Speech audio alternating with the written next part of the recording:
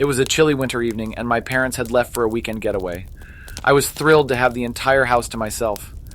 As the night rolled in, I settled on the couch with a bag of popcorn and binge-watched my favorite TV shows, trying to shake off the slight unease of being home alone. Around midnight, as the TV blared softly in the background, I heard a faint tapping sound coming from the window. It was so subtle that at first I thought it was just the wind playing tricks on me, but as it persisted, I couldn't help but feel a shiver down my spine. I decided to ignore it, attributing it to the creakiness of an old house. Just as I was starting to feel more at ease, the landline phone rang suddenly. I glanced at the caller ID, but there was no number displayed, just the word unknown. I hesitated for a moment before picking up. "Hello?" I said, my voice slightly trembling. There was a brief silence on the other end before I heard a soft, breathy voice. "Are you home alone?" My heart skipped a beat. "Who is this?" I demanded, trying to sound braver than I felt. No response, the line went dead. I brushed it off as a prank call, trying to convince myself that it was just a coincidence.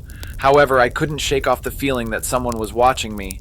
I decided to lock all the doors and windows, even though I knew it might be irrational. I couldn't risk taking any chances. As I settled back onto the couch, the tapping sound at the window returned, now more insistent than before. This time I knew it wasn't the wind. My curiosity got the better of me, and I cautiously approached the window. Peering through the curtains, I saw nothing but the darkness of the night. But as I turned away, I noticed a faint reflection on the glass. A figure standing just outside, obscured by the shadows. My heart raced, and I retreated to my bedroom, locking the door behind me. I considered calling the police, but what could I tell them? There was someone outside my window, but I couldn't see their face. To distract myself, I decided to read a book, hoping that the familiar words would calm my nerves. But as I tried to focus on the pages, I couldn't shake off the feeling that I was being watched from the shadows.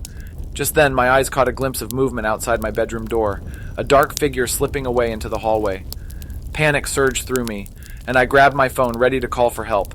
But when I looked at the screen, I saw that there was no signal.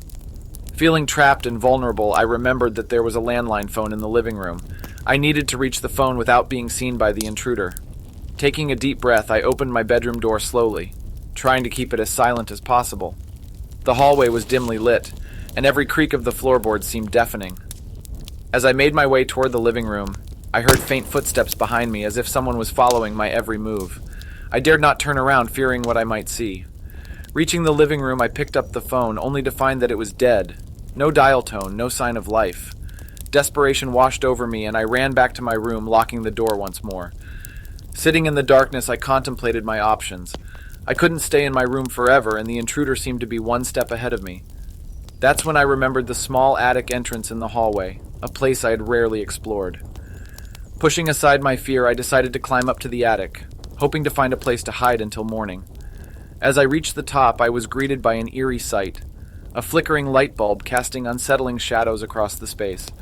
With trepidation, I searched for a spot to conceal myself, but as I moved deeper into the attic, I noticed something that sent shivers down my spine.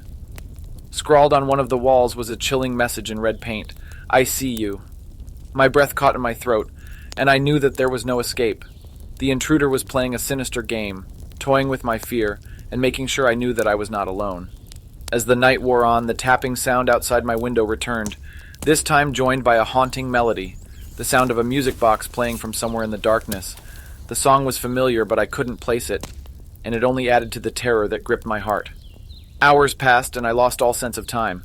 The tapping, the music, and the knowledge that the intruder was still lurking somewhere filled me with a suffocating dread. I was trapped, my every move anticipated and thwarted. The first light of dawn crept through the attic window, and the house fell silent. The intruder had vanished, leaving behind only the haunting memory of that night. When my parents returned, I told them everything, but the police found no evidence of a break-in. It was as if the intruder had never been there. Yet the memory of that night still haunts me, and I can't help but wonder if I'm truly ever alone in my own home. It was a chilly winter evening, and I found myself alone at home. My parents had gone out for a fancy dinner, leaving me to fend for myself. No biggie, I thought. I was used to being home alone, and I had my fair share of thrilling movie marathons to keep me entertained. The wind outside howled, giving the old house a spooky vibe. I had to shake off the eerie feeling as I settled into the sofa, planning to binge-watch some classic horror flicks. Little did I know, real terror was about to knock on my door. As the night grew darker, the house seemed to come alive with creaks and groans. I brushed it off, blaming it on the wind, but then I heard something else. Faint whispers that sounded like they were coming from all around me. I strained my ears, trying to make out what was being said, but the voices were too hushed to comprehend. I figured it was just my imagination playing tricks, so I grabbed a bag of chips to distract myself. That's when I noticed the shadows dancing along the walls, as if they had a life of their own. Now, I'm no scaredy cat, but that sight gave me the creeps. Deciding that I needed a reality check, I grabbed a flashlight and went on a quick patrol around the house. Everything seemed normal, yet there was an undeniable feeling of being watched. As I made my way back to the living room, the whispers grew louder, becoming more distinct but still incomprehensible. Determined to put an end to this unsettling feeling, I turned on every light in the house, banishing the shadows to the corners. With the place brightly lit, I felt a bit safer, though the whispers persisted like an eerie background hum. In an attempt to shake off the fear, I called up my best friend Jake. He always had a way of making me laugh and keeping things real. But when I tried to dial his number, my phone displayed a message I had never seen before. No service. Seriously? Tonight of all nights? I was beginning to feel like I was in some kind of twisted horror movie. I laughed nervously at the thought, but my laughter quickly faded when I noticed the clock. The hands seemed to be moving backward as if time itself was playing tricks on me. I blinked hard, thinking my eyes were playing tricks, but the clock remained stubbornly reversed. That's when I heard it, the sound of footsteps on the stairs. Heavy, deliberate footsteps that sent my heart racing. I knew I was alone, but the noise was unmistakable. I reached for the baseball bat I kept by the door and crept up the stairs, hoping it was just my mind playing games. As I reached the top of the staircase, I froze. There in the dim light, I saw a figure standing at the end of the hallway. It was a silhouette, tall, menacing, and cloaked in darkness. My blood ran cold, and I could barely breathe as the figure began to move closer. I clutched the bat tightly, my knuckles turning white. With each step, the whispers grew louder, and I could now make out what they were saying. They were speaking in a language I couldn't understand, their words carrying an ancient, otherworldly tone. I summoned all the courage I had and shouted, "Who's there?" The figure stopped, and the whispers ceased. For a moment there was silence, but then the whispers returned, accompanied by an unsettling chuckle.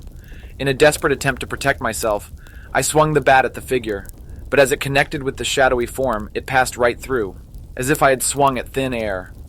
Panic surged through me as I realized I was dealing with something beyond my comprehension. I turned and ran back downstairs, intending to escape through the front door, but it was locked. Frantically, I searched for my keys, but they were nowhere to be found. It was as if the house itself was conspiring against me. With no other choice, I ran to the kitchen, hoping to find a way out through the back door. But as I reached for the doorknob, the whispers grew louder once more, and the back door slammed shut on its own, trapping me inside. The shadows seemed to close in around me, suffocating me with their presence. I stumbled backward, my heart pounding in my chest. I know you hate those words, but it's true. I felt a cold, bony hand on my shoulder, and a voice whispered into my ear, "You can't escape." I couldn't take it anymore. Adrenaline coursing through my veins, I ran to the nearest window and smashed it open. Without a second thought, I leaped out into the freezing night, cutting my hand on the broken glass. I sprinted down the street, not looking back until I reached Jake's house. Breathless and terrified, I banged on his door until he finally answered, bleary-eyed and confused. After a long night of explaining and trying to calm my nerves, Jake eventually convinced me that it was all just my imagination playing tricks on me. But I know what I experienced was real, and I can still hear those haunting whispers. It was a Friday night, and our parents were out for a much-needed date night. The house was ours, and we couldn't believe our luck. We were just two typical teenagers, binge-watching scary movies, munching on popcorn, and giggling like maniacs. Our cozy den was adorned with fairy lights that cast a soft glow on our faces, making the whole room feel warm and safe. As the clock struck midnight, the movie credits rolled, and we decided to retire to the kitchen for a late-night snack. There was something spooky yet exhilarating about being up so late while everyone else slept soundly. We turned on the kitchen lights and found some leftover pizza. The aroma filled the air, but as we settled down to eat, I couldn't shake off the feeling that someone was watching us. Maybe it was just my imagination playing tricks on me, I thought. A loud thud resonated from the living room, making our hearts skip a beat. We exchanged puzzled glances before Jake, ever the brave one, decided to check it out. With cautious steps, he ventured into the dimly lit living room. I stayed in the kitchen, nervously nibbling on my pizza. My eyes kept darting around, searching for any movement in the shadows. Minutes felt like hours as I waited for Jake to return. Finally, he emerged from the living room, his face pale and lips quivering. "Someone was there," he stammered, his voice barely above a whisper. I felt a cold shiver run down my spine and my heart started racing. This couldn't be happening. We locked all the doors, double-checked the windows, and tried to convince ourselves that it was just a prank, or maybe a raccoon outside. But deep down, we both knew it was something more sinister. Trying to distract ourselves, we returned to the den and turned on the TV to watch something lighthearted. But every creak of the floorboards, every distant sound made us jump in fear. It was as if the house itself was alive with malevolent intent. I suggested we call our parents, but Jake reasoned that it might just make them worry. "Let's stick together and face whatever this is," he said, trying to sound brave. But I could see the unease in his eyes, mirroring my own fear. As the night wore on, the atmosphere grew heavier. The silence around us was deafening, interrupted only by the occasional gust of wind outside. Our nerves were on edge, and even the smallest sounds made us jump. At one point, the lights flickered, and the TV screen went blank. Panic surged through my veins, and Jake and I clung to each other for support. He pulled out his phone to use the flashlight, but the battery was dying. The eerie shadows seemed to grow and creep closer. Deciding to brave the darkness, we ventured upstairs to grab some candles. The hallway felt like a black abyss, and each step seemed to echo louder than the last. When we finally reached our room, we hastily lit a few candles, their flickering flames casting eerie shapes on the walls. But as I turned to leave the room, a chilling sight froze me in place. In the dim light, I saw a figure standing at the end of the hallway. My heart pounded, and I grabbed Jake's arm, pulling him close to shield us from whatever horror awaited. The figure slowly approached, and with each step it grew clearer. My breath caught in my throat as I recognized the face. It was a man, disheveled and pale, his eyes empty and hollow. I couldn't move. Fear had rooted me to the spot. But just as the man was about to reach us, he turned and vanished into thin air. I blinked, thinking it was a hallucination, but the dread lingered like a cloud above us. With newfound courage, we ran downstairs, only to find the kitchen in disarray. Our once cozy haven was now a chaotic mess, as if someone had ransacked the place.